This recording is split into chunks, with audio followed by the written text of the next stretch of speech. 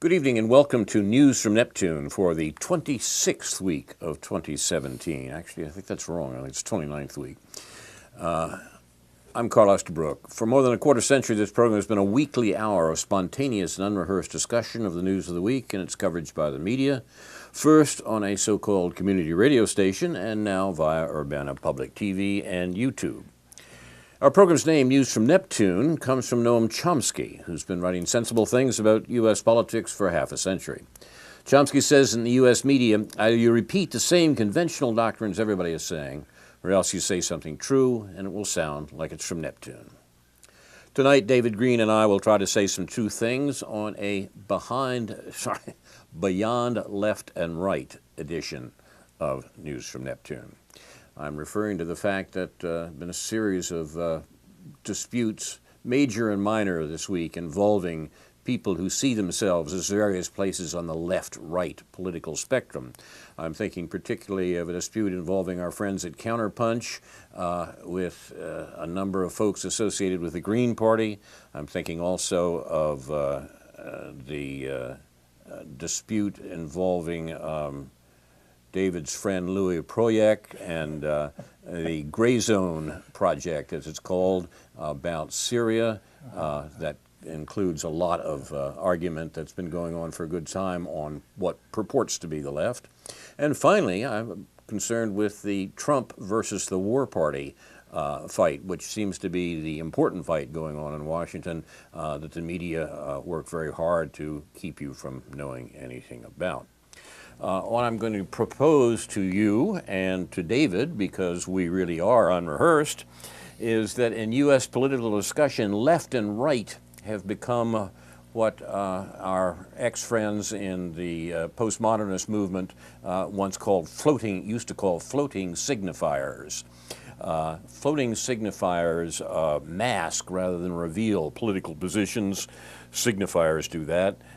They are names without significance in fact, but the significance is attributed to them usually for bad reasons by various people. Floating signifiers are signifiers without reference, such as a word that doesn't point to any actual object and has no agreed upon meaning. They're used tendentiously as propaganda flags to cover over various positions. For example, the right is fascist and that's bad, the left is communist and that's bad. Right and left are useless terms in this regard. Our friends at Counterpunch write today, for many decades now, the American left, what there is of it, has been in search of a comforting explanation for its rapidly eroding fortunes. It seems inexplicable to many that the left could have become so politically impotent in an era of permanent war and raging inequality. Close quote. I think that's right, and I think the answer, in fact, insofar as we can give a general answer to that question, lies in the fell approach of identity politics. A generation ago, Anthony Giddens, the sociologist, wrote a book called Beyond Left and Right, The Future of Radical Politics, which is remarkably prescient in a lot of ways about what's going on right now, and I think we may pick up some of his themes tonight. But we'll begin with David's laundry list. Well, let me put in a couple of things while I'm thinking of them. I mean, unfortunately, Anthony Giddens ended up being identified with Tony Blair's third way. Indeed, he did. Which is the wrong way to go about collapsing whatever left and right are supposed to mean into one sort of neoliberal mess. So I hope, and I know that Anthony Giddens did write good stuff before he somehow got mixed up with Tony Blair and probably all the glitz that went along with being identified as the philosopher of power. So we could return to that. Yep. The left in regard to Syria, and we mentioned Louis Proyek, and what we're referring to here is not just some obscure blogger, but someone who, pardon my language, signifies a trend among a few bloggers in relation to the Syrian conflict to denigrate the the alleged anti-imperialism of the left, and the targets that, in spite of being obscure himself, the targets that Louis Proyac goes after they're obscure, but they're less obscure. They have a whole media channel to themselves, the Real News Network, where one of their relatively newer producers and interviewers, Aaron Mate, has been regularly interviewing, without mention at all of this whole controversy, about Syria. That would be Max Blumenthal and Vijay Prashad and Ben Norton. I was about to say Ed Norton, but Ben Norton. He probably gets that all the time. Yeah. For people our age. People our age, yeah. But he doesn't work in any sewers.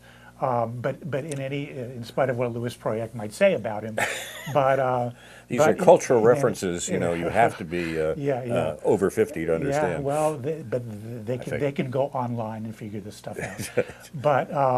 But in any event, and it isn't the actor Ed Norton that I was thinking of, by the way, or what? It's so complicated. Another actor who played Ed Norton. But anyway, so these controversies have been going across at a kind of obscure level, but I think that the Real News is moving forward with a real understanding. I can't find much, in spite of all the vituperativeness that are directed by Louis Proyac and some other people, like Max Blumenthal.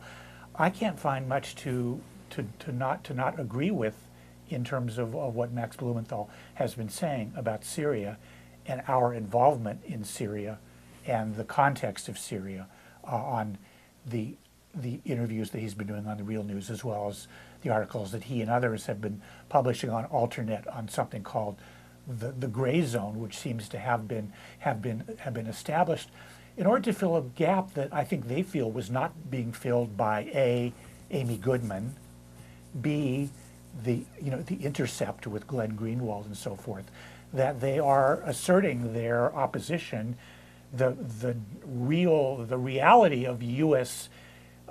military intervention in Syria, the goals of what the U.S. intervention in Syria are about in relation to the broader Middle East, all the relations obviously with Saudi Arabia and the Gulf states and Turkey and Israel in that regard. So that's basically. And as far as the left-right thing, I mean, I've been a little less involved, a little more not taking sides in this. But I read Jeffrey St. Clair's column this morning on Counterpunch, where he lays it all out, which kind of unusual in the sense that as the publisher, well, Josh Frank had already who was the co-editor of it, had already set the precedent by writing a very critical column about Caitlin Johnstone, who was the object of most of this debate. And I guess so the simplest thing I could say to move this forward would be to say that the left and right need to join on issues that they both care about and that are related to social justice. But that's what Caitlin Johnstone said that so upset a couple of writers for Counterpunch. Yeah. And even although it was a wonderfully nuanced column by Jeffrey this morning, which in Counterpunch, which tried to seem not so, that was the issue that originally set people off about Caitlin Johnstone. There's another issue, one I think more important, and that's about the history of the Green Party, which we've both been involved with. Right. And we should separate the issues and talk about them both. I think Counterpunch is right about the Green Party and wrong about Caitlin Johnstone. Yes. I generally agree with that. Maybe not as much about the Caitlin Johnstone part of it, but still, she signifies at least a desire, depending on how it's carried out, at an issue-oriented level, to not to see these not to see most obviously and most importantly the notion of anti-war in terms of left and right. And this of course extends from the Ron Paul campaigns. It extends from the antiwar.com website, which is probably the single best daily compendium of anti-war facts and news and opinion, but from the libertarian, quote unquote, right. And sometimes they strike a bad note in terms of the fact that their understanding of U.S. involvement in the rest of the world isn't rooted in the economic analysis that I would promote. That it's rooted there is a trope of betrayal that runs through some or much of the anti-war, a trope of conspiracy theorizing that goes, some of which involves Israel and so on and so forth and all the things we talk about, but still they should be seen as allies.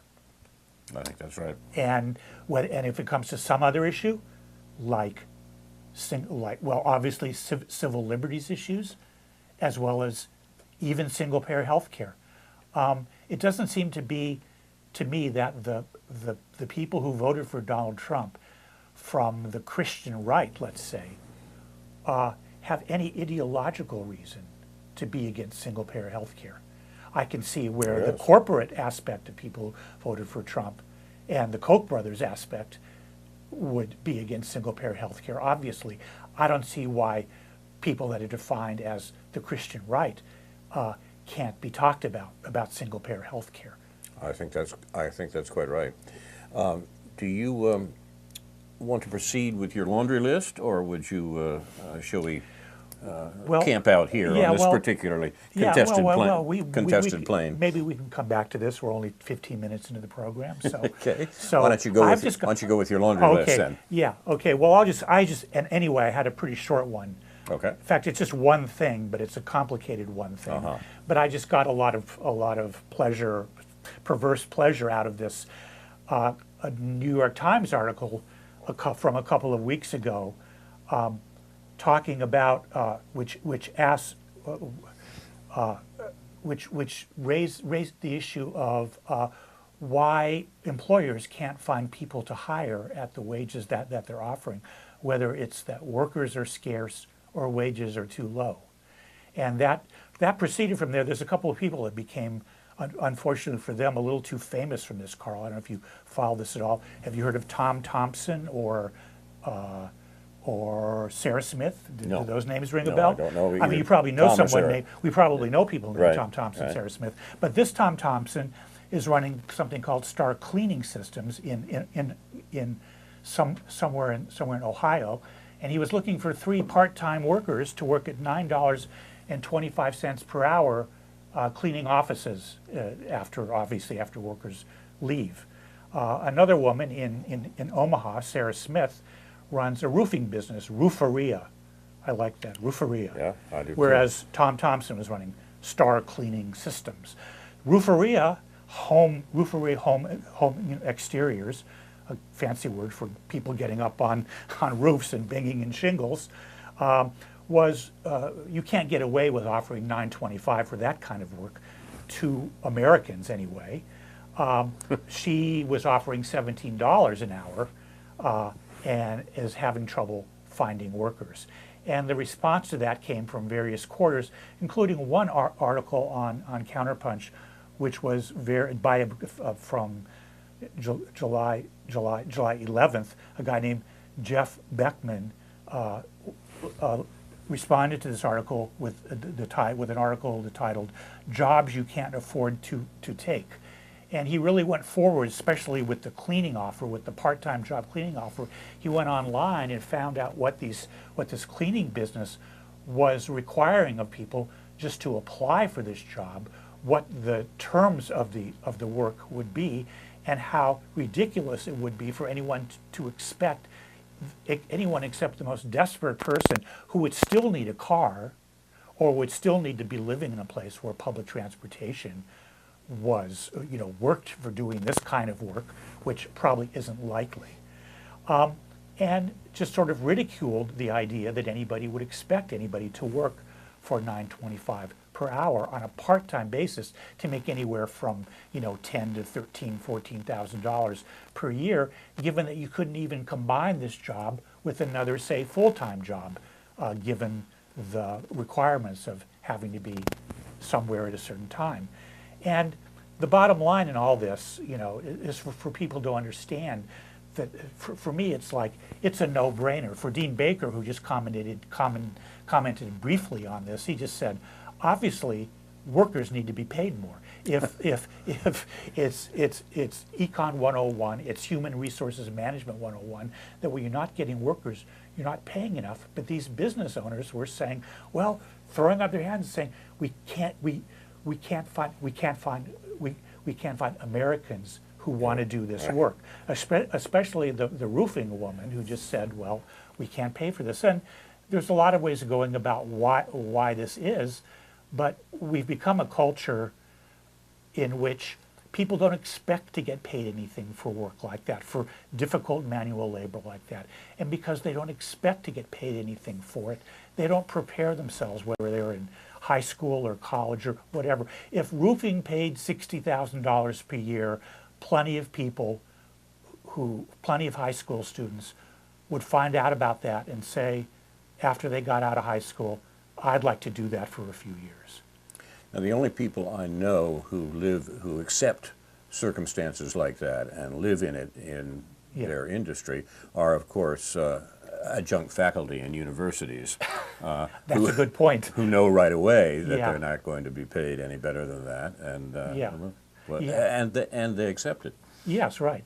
But people won't accept being on a hot roof in the middle of summer in the Midwest for $70 per hour without benefits, without health care. So that's just a no-go. And people, things went around in various venues, and the internet people were talking about the ups and downs of the sort of thing. So I don't want to necessarily ridicule these business owners. They're just behaving the way business owners in neoliberal America have come to expect that they should behave, and then complain about it, and then say that American workers don't want this work and are too lazy, and then ask for loosening up the visa laws, the HB or whatever they're called, visa laws, so they can get even cheaper labor than what they're asking for. There is another solution here, one that I must admit I am surprised to hear talked about as much as it is now. If you had told me a couple of years ago that this particular solution would get the coverage that it does both here and abroad, I would have doubted it. And I'm referring to what's been called a universal basic income. This is the notion that everyone, simply by being a member of the society, deserves support at the level of a living wage. That if you pay everyone a universal basic income, then people do not have to take jobs in order to eat regularly. They're already eating regularly on their universal basic income. And then they can go out and talk to employers who say, well, if you'll come in and work on my roof, I will give you $9 an hour, and say, well, I don't have to do that in order to eat, but I may choose to do that now because I want the $9 an hour. Yeah. But so the universal basic income has the interesting effect of eliminating minimum wage laws and answering the argument that employers can't possibly pay any more than they're offering right now. It puts the worker and the employer on a closer to level playing field and moves in the direction of making work voluntary. We're told that the great problem facing us down the road is that there won't be enough work for everyone because robots will take it away or whatever. Yeah. But universal basic income makes an end run around that and establishes people's right to live and in a way supported by the government. You've been talking about the fallacy of tax proposals as they're being discussed in this country right now, and how they're on a intellectually inappropriate basis. Universal basic income would run along with that and make sense of an economy where aggregate demand is part of the problem. People would have the money that they need in order to live. And the best way to get it, and this isn't a new idea. In fact, one of the major proponents of this idea at the end of his life was Martin Luther King. He was saying the only possible way you can deal with poverty is to give people money. Yeah, I'm glad you said Martin Luther King rather than Milton Friedman. Friedman talked about a version of that, yes, and that indeed the Nixon administration, the most liberal administration since the Second World War, as we have said, Nixon himself was not that liberal, but his administration was. The Nixon administration, with its family assistance plan, designed by Daniel Patrick Moynihan, came very close to the same thing until it was defeated, indeed, by the Democratic Party. Yeah, and again, sort of to focus on small business owners and the difficulty and sort of foibles. I've never quite understood why it is or how it is, and maybe I don't understand enough about it in relation to small business versus corporate business or multinational corporate business.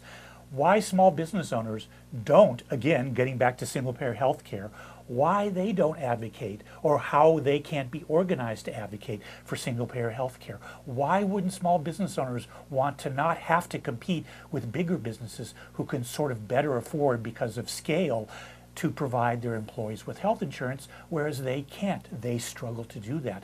But then again, it seems to me, just from cursory reading of our local scene here, you never hear about small business persons organizing to do anything that might benefit them. They just simply let the Chamber of Commerce and the Business Roundtable and the whatever national lobbies, the Koch brothers, kind of speak for them. The small business owners, I don't know whether it's because they're too busy or they're sort of ideologically hidebound. But again, these are the people that the quote-unquote left should be organizing on a single issue basis to support issues like single-payer health care and the other things that would go along with providing a workforce that is already taken care of in terms of health education, housing, and basic income. Exactly. And along with this, you have to talk about pensions. Why? If we have a better a real Social Security, general living income, living wage Social Security, which isn't what the typical person gets now, they have to supplement that. That if you have that, then employees don't have to work about pensions. You have to work about all these schemes for saving money. And the people and workers themselves wouldn't have to worry about saving money so much because they wouldn't, and there wouldn't be any need to. And the reason that all this has happened in this neoliberal era is because of the advocacy by the financial industry and Wall Street for pension funds. That for people to have to put their money in the stock market, which is not investing money. When you put money in the stock market, it's related to the real economy, but it's not the real economy. And when people put money in the stock market, it isn't invested, quote unquote, at all, really. But it isn't, even when it is, it's not necessarily done so in a way that ultimately benefits the production of goods and services, which is the bottom line of how our economy works. So all these issues are related to each other. I think all of them have aspects. All of them have these left-right aspects to them that I think, whatever we think of Caitlin Johnstone or whatever we think of David Cobb, should begin to break down. And I don't think much of David. I don't know that much about you. You seem to be more on top of David Cobb, so to speak, as I am. But I've never really known much about him. But what I've heard, I haven't liked all that much. But in any way, whether all this implies a third party or what kind of a third party, well, that's what's swirling around all these issues. Of course, the question of pensions would be folded into a universal basic income question. Yes. Because a universal basic income would be, as we say, universal, and therefore it wouldn't matter whether you were 70 or 17, the universal basic income would be there. As would Medicare, if we had a Medicare for all system. Right. And you can say the same thing about early childhood care also. It would be full, daycare in a universal educational system. Precisely. Through higher ed, you could also include daycare in that. There's no reasons why the government as the modern monetary theorists and other people are always pointing out, and socialists of various kinds, there's no reason why the government can't organize these services to be offered to people through spending money into the economy. The question of how you're going to pay for it, which is always the first sort of hidebound response to anything, is how are you going to pay for it? And again, as I've said before in this program, the question is never how you're going to pay for it. The question is whether you have the labor and resources to bring together to provide these goods and services. Well, look at all the debates we have when it's a question of sending more troops to the Middle East. I mean, you know, Congress is exercised by the notion, how can we possibly pay for sending the 4,000 new troops to Afghanistan that the administration wants to do? We can't possibly afford that. Or wait a minute, have I missed something? Maybe that discussion hasn't taken place? What does that mean that it hasn't taken place? Yeah. You're watching. Yeah. Go ahead. Well, you want to do your. I'm just doing ID, but the tell, half tell hour. Them, tell them who we're watching. You're watching News from Neptune. Yeah. Carl Estabrook and David Green talking about the news of the week and its coverage by the media. And do you have other things on your list? No, why don't you go for it? I just wanted to put on the table. Probably something maybe we can talk about in the future. This film about Julian Assange that's come out. That's kind of going to create a lot of controversy, sort of analogous in some ways to this Syria business. Who's going to side up along who? It's going to be deceptive. It's going to be difficult. There's going to be a lot of he said, she said stuff. But the idea that again, some of those same people on the quote unquote left are now distancing themselves from Julian Assange, in a way using that as an excuse to distance themselves from the whole WikiLeaks project. And Laura Poitras, the maker of this movie, what's it called?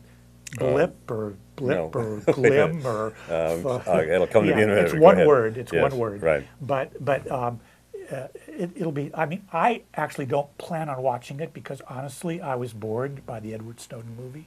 And I expect I'm going to be bored by this. I don't really enjoy watching these sort of real-time movies. I don't get a lot out of them. So you'll have to watch it, Carl, and tell me about it. I'll take the risk. Okay. Risk. Okay, risk, right. Okay. All right. You're on, Carl. Okay. I have a list. I have a little list. They never will be missed. And I will... it's actually turned out to be quite a long list as I sat down this morning to pull the list together. So what I will try to do is summarize my long list and then let you choose from the cards displayed on the table which one appeals to you. You have the list and I'll take notes. Here comes my list. Number one, Sean Spicer is out. Sean Spicer is Trump's press secretary, and Anthony Scaramuccia is in. Scaramuccia, I think he may say well, I don't know how he pronounces it. Scaramuccia is a character in Commedia dell'arte, and the character is always the tool of, so help me, the Don. Commedia dell'arte, the Italian tradition that influenced Shakespeare. So Scaramucci is in as communications director for this administration, and Saturday Night Live's stock just plunged remarkably. Sean Spicer has been very, very good to them. Point two, the North Korea economy grows at the fastest pace in 17 years. The real reason for U.S. saber-rattling versus North Korea is not their defensive nuclear weapons, but the economic threat of the development of Eurasia, from which the West, when we say the West, we mean the U.S. 1%, is substantially excluded. Point three, Trump fascism in the New York Times. This is from David's friend Louis Proyek, who points out that I'm quoting the New York Times, voters have besieged the representatives with emotional telephone calls and rallies, urging them not to repeal. One big reason Republicans have had surprising trouble in fulfilling their promise despite controlling both Congress and the White House. Louis comments, okay, does this sound anything like Adolf Hitler or Benito Mussolini's first year in power? And he quotes Corey Robin, the writer, as saying that Trump is actually far more like weak presidents, such as Jimmy Carter, or I would add Calvin Coolidge, and I think that's right. Next point, beyond left and right, globalists versus nationalists in the White House. I'm suggesting that that's the real division in Washington, not just in the Trump administration, globalists versus nationalists. We've talked about that before. And there is some suggestion this week that the chief nationalist, Steve Bannon, is out on his ear along with Sean Spicer. They're not necessarily conjoined at the ear, but you know what I mean. And this comes in part from a duel between Bannon and the globalists, which include the National Security Advisor McMaster, whose influence in the White House has been questionable all along. My point is the jury is still out. Nothing legal about Trump here, so to speak, but rather in terms of what the actual policy of the administration is on the important issue of corporate globalism versus the overriding issue of corporate globalism versus economic nationalism of Steve Bannon's sort. I think the issue is rarely understood, but I think that's where the fight is.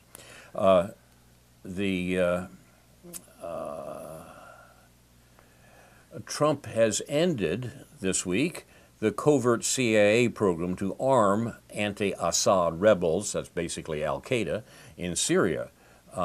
And the spin on that is quite remarkable and interesting to look at, and raises questions again about what the war policy of the Trump administration, a matter of great contestation within the administration, really is going to be.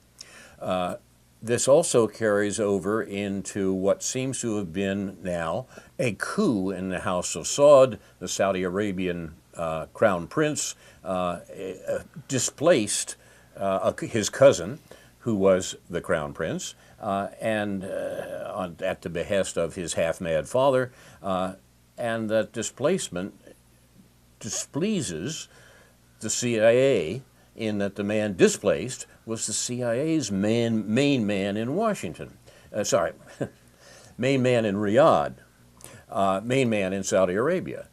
He's out, and Mohammed bin Salman is in as the effective ruler of Saudi Arabia, but the, once again, connection to Washington is at best dicey, and the Middle Eastern politics are influenced by the inability of the CIA to find good help in the Mideast.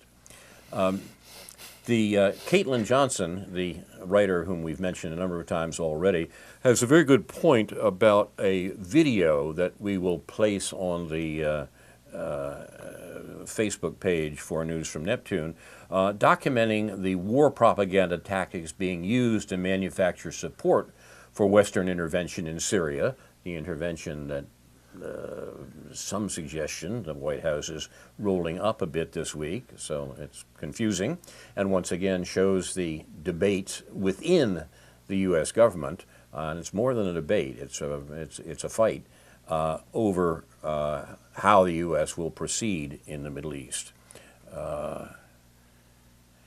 Now, let's see, the next point here is, in terms of the media, a new low in the Democratic and War Party madness against the Trump administration, illustrated by the CIA's favorite newspaper, the Washington Post, which headlines this week, "Republicans are risking becoming the party of Putin," close quote. I'm not making that up. That's the Washington Post headline. What's going on here is that this mad, in both senses, Russiagate nonsense continues to bark at the heels of, that's a metaphor that needs work. The Russiagate stuff continues to plague the Trump administration, and the press, notably the Washington Post and the New York Times, are like mad dogs on this matter. It is incredible. The excellent Glenn Ford, writing for Black Agenda Report, points out this week that the genuine left should make support for Tulsi Gabbard, Representative Tulsi Gabbard's Stop Arming Terrorists Act. That's a bill in the Congress that Representative Gabbard has has placed there. And Ford points out that that should be a litmus test for politicians. Do you support Gabbard or do you not? Instead, what we find in the House and also in the Senate is massive co-sponsorship for a bill that would make it a felony to support the boycotts of Israel. Who would have thought it? I'm reminded of Henry Kissinger's remark years ago on another matter, the illegal we do immediately, the unconstitutional takes a little longer. The unconstitutional support. I had not heard that one before. That's new to me. You never heard Henry? No, I never heard that Henry. particular quote. He was talking about Latin America, if I remember, but I'd have to look it up. Okay. And I would have missed such a juicy Kissinger quote. Okay. The New York Times did this week, interestingly enough, finally admit that a fake story it has been pushing since the campaign, that 17 intelligence agencies in the United States, who knew we had 17 intelligence agencies, but the 17 intelligence agencies of the federal government all agreed that Russia worked to undermine the U.S. elections. They hacked the elections, as indeed Hillary Clinton herself said during the campaign. New York Times says, whoops, sorry, this week, that's not true. That didn't happen. But it doesn't make much difference now because it worked when they needed it. I think maybe I'm, well, okay, another point. Okay. Bibi Netanyahu of Israel accidentally revealed, speaking into an open mic, or a hot mic that he didn't know was hot, accidentally revealed that Israel has struck Iran-backed fighters in Syria dozens of times, he says. There are some people think that Bibi is simply boasting and indeed lying, but it also suggests that there's a good deal more about Israel involvement in the American war in Syria than we knew about before, and I think that may be true. Yeah, just to piggyback on that last one, it's kind of a strange article in the New York Times this morning by Isabel Kirshner, their Israel correspondent, talking about how Israel is on this campaign to win over the Syrians in the occupied Golan Heights, vis-a-vis their support for the rebels and their medical care, which has been going on for quite a while, for the Syrian rebels or for whoever the rebels are that are fighting against the Syrian government in that part of the country, in the I guess that would be the southwestern part of the country. And just a very innocent article. It's like, yes, Israel just wants to foster good feelings among the Syrians who they've been occupying since 1967, and that everybody forgets that they're occupying, and who by international law, this land, the Golan Heights, is illegally occupied. So that was kind of a strange one, but not that it's not nothing you don't expect in the New York Times about Israel. But there it is. I don't know if I want to get into this Corey Robin Carter Trump thing. I actually entered a comment on that when he wrote that article on his blog about the Carter Trump thing. But it doesn't seem to me that he's looking for some pattern there, that after Carter became Reagan, and after Trump is going to become what? I don't quite get what the analogy is there in terms of comparing Carter and Trump. But let me just say one thing before you respond to that or anything else. And that, again, this idea that we can't think about the nation state, we can't think about our country, we can't think about our state, we can't think about our county, we can't think about our city.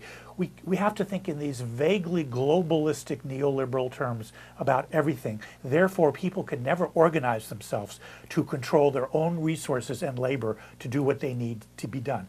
Obviously, there's limits on that. There's trade that has to be done. But it's the idea that we have to go global, that this is about an open society versus a closed society, rather than a democratic society in which people govern themselves at whatever level, versus a society which is controlled by Wall Street. That's what the globalist argument's about. It's not about It's not about being nice to people. It's not about immigrants coming to. I mean, it is about immigrants coming to this country when their labor is needed, but it's not about people governing themselves in their own public interest. So that's just that whole discourse, that whole globalist discourse has to be, has to be challenged. And again, it can be challenged from the quote unquote left and right. Yeah, I would say this is the point where things like left and right become not very useful. If they make if there's anything there at all, if they're not entirely floating signifiers, the distinction that you make, which I think is the right one, does not really yield to differential analysis from the left and the right. It's difficult to admit that, in part because the spokesperson in this administration, other than the president himself, for an opposition to that globalist view has been Steve Bannon. And Bannon has been excoriated as an economic nationalist because exactly what he said is that the economy should not be run for the benefit of Wall Street. It should be run for the benefit of Main Street. It should be run for the benefit of the population at large, who have seen their jobs sent abroad, who have seen a free trade regime that is not in their interest be set up around the world, because those things are in the interest of the 1%. That's the real fight that underlies the Trump administration. That's what got Trump elected. And unfortunately, it's too dangerous for people to be clear on what the fight is, and one can certainly raise questions about how clearly the fight has been presented by the economic nationalists. Of course. But the corporate globalists who include both the neoliberals and neoconservatives we've discussed before, have their act together and seem to be winning.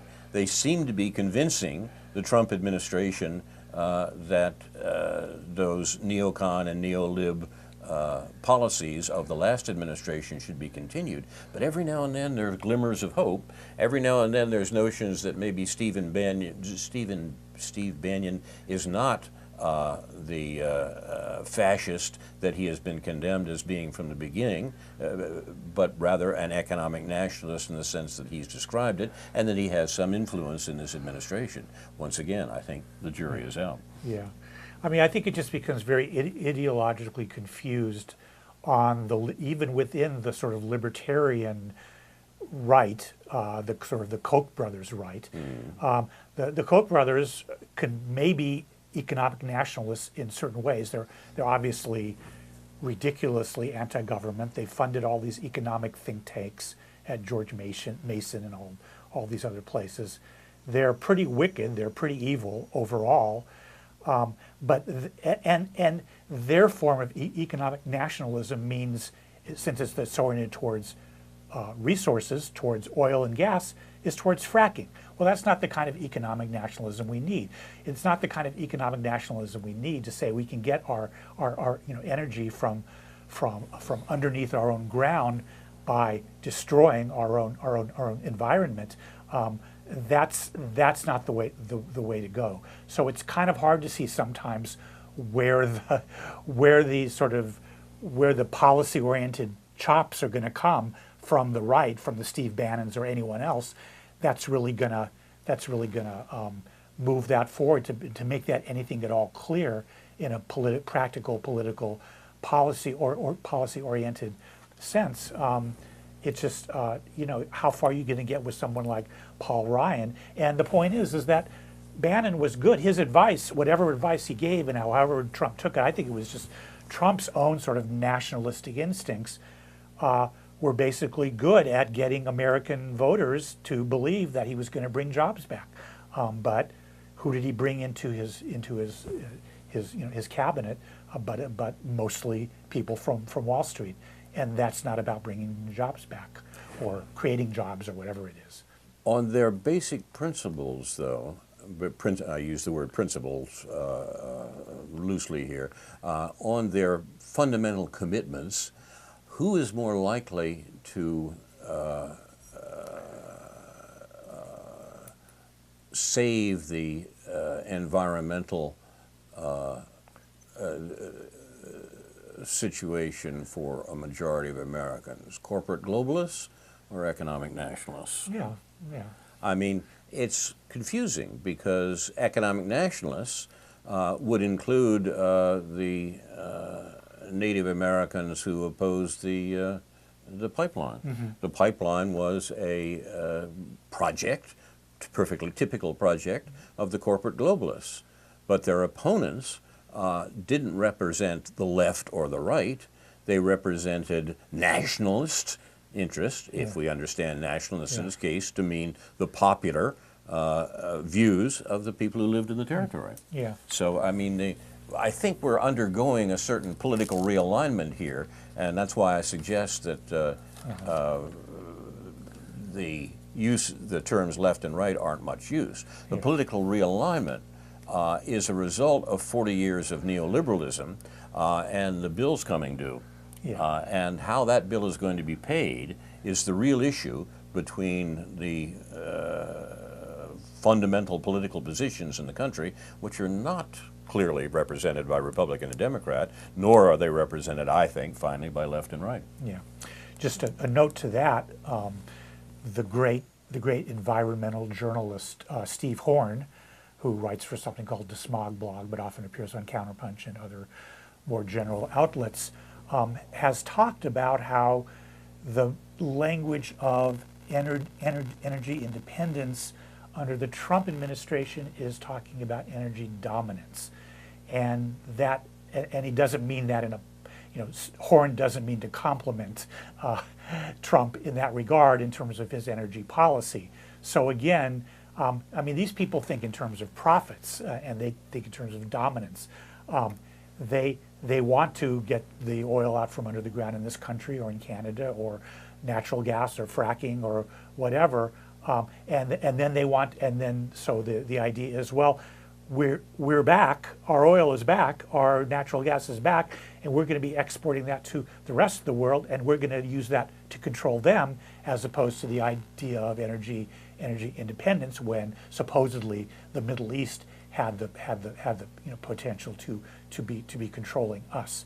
So that's not a promising discourse. And of course, what he would, obviously, what any environmentalist worth their salt would propose is the transformation, the devotion of resources to green energy and all that stuff. That's where our resources should be put, and leaving as much in the ground as we possibly can. But the natural ally for the environmentalists is not the corporate globalist, but the economic nationalist. You would agree? Perhaps, yeah. And I know Jeffrey St. Clair on his column this morning was bringing up, I didn't know about this history of his, where at one time he may have had a little bit of a soft spot for what's known as the wise use movement, which he talks about usually which I think he's very, very critical of, and he really hates. But he said that at some point in time, many years ago, he perhaps not completely seriously proposed this kind of quote unquote left-right, this left-right environmentalist alliance between the Earth Firsters, who are seen as radical on the left, and the wise use, who are seen as radical on the right. I don't think that's a very good example of that sort of thing from what I know of wise use, and you can read what Jeffrey had to say about that. But still, there is that aspect that he brought up this morning. This leads us, I think, to the question in some ways we started with, the argument between Counterpunch and the writer Caitlin Johnstone, not to be confused with Diana Johnstone, by the way, 2 generations older, a very good and important political writer who also writes for Counterpunch, but primarily about French politics. Caitlin Johnstone is a young woman who has been writing vigorously about American politics for a while now, and the burden of much of her work is the out-and-out lies that make up much of American political discourse. She writes, from the false flag in the Gulf of Tonkin to justify the Vietnam War, to the false babies out of incubators, Naira testimony about used to justify the Gulf War, to the lies about weapons of mass destruction, and the media propaganda campaign which married the unrelated concepts of Saddam Hussein and 9/11 so successfully in the minds of the public that 6 months after the invasion of Iraq, 70% of Americans thought Saddam was personally responsible for the September 11th attacks. To the lies which magically transformed America's military involvement in Libya from a humanitarian effort, which is the way the Obama administration sold it, into a deliberate regime change intervention, you can count on the U.S. power establishment to lie and deceive at every turn to manufacture support for its military power grabs. Close quote. I think that's exactly right, and that is indeed the task of institutions like Counterpunch and indeed our humble selves to unmask things like that. That's what's needed in American politics. We got to tell the truth and shame the devil, as Hotspur says. And the devil in this case seems to be the U.S. 1%, who seems always able to find spokespeople for its lies. The Caitlin Johnson argument at Counterpunch is unfortunate because I think it's an argument between two people, two institutions at least, that are indeed involved in this very necessary work. That's Counterpunch and Ms. Johnstone herself. It's complicated. It's complicated for David and me as ex-Green Party candidates too, because the kicker in the pack in some ways is the ex-chairman of the Green Party and political mentor to Jill Stein, the Green Party presidential candidate, who I think both of us probably voted for, and the Twice. But the campaign manager, who came on at the very end of the campaign, is a very questionable personage called David Cobb, who has shown his willingness to sell out the Greens to the Democrats, beginning with his own candidacy for president as a Green Party candidate in 2004, up to and including the post-2016 election, when he convinced Stein to run immensely expensive campaigns to recount the vote in a way that would be in favor of the Democrats. This guy is not a good player. He's objectively, as they used to say, trying to wreck the Green Party. That's the result of his activities, and indeed in that regard he's been quite successful.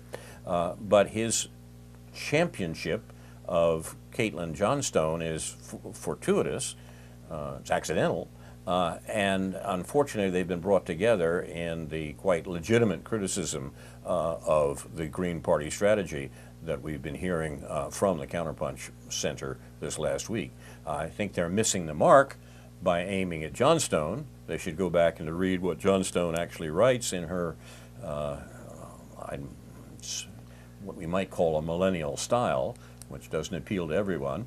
But the problem here is not Caitlin Johnstone, it's David Cobb and the Green Party.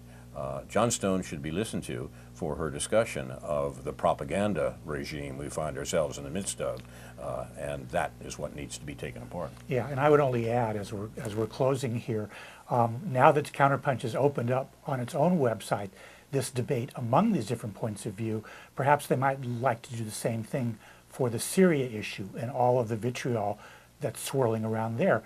But of course, the one person who's been promoting this vitriol, Louis Proyect, who we've mentioned before on this program, I actually went onto his blog a few weeks ago and said, why don't you directly address Counterpunch readers? And he refused to do that. He said he didn't think Counterpunch readers were at that level of the unrepentant Marxist, which is what he called himself. They weren't at that ideological level that they would understand what he was saying, even though he writes a column there, a movie review there every week. Right. He uses the Counterpunch, and I think that Jeffrey should encourage debate. I mean, I'm not gonna intervene here, but it seems to be rather cowardly that this debate about Syria can't be more openly. I mean, many of the writers on Counterpunch, not the ones we mentioned, Max Blumenthal doesn't write on Counterpunch.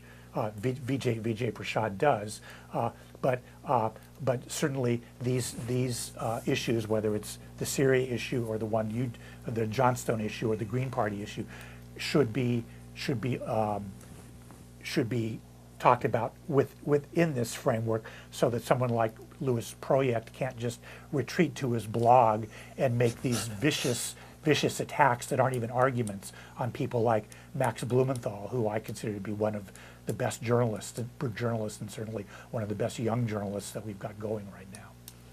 We'll put a selection of these articles on the Facebook page for News from Neptune, and you can you'll have a program which will allow you to tell the players and can follow the undoubtedly to be continued dispute as it develops over the next week. You've been watching News from Neptune for the 29th week of 2017, a Beyond Left and Right edition. I'm not sure we got there. Presented by Carl Estabrook and David Green. Darn. Produced and directed by Jason Maybe next Leggett week. and Dan Penno, with thanks to Dr. No, J.B. Nicholson for research. Inshallah, we'll be back next week with a new edition of News from Neptune to remind you, in the words of Edward de Vere, what's past is prologue, what to come and yours and my discharge. In the meantime, confusion to our enemies, and a good night to you.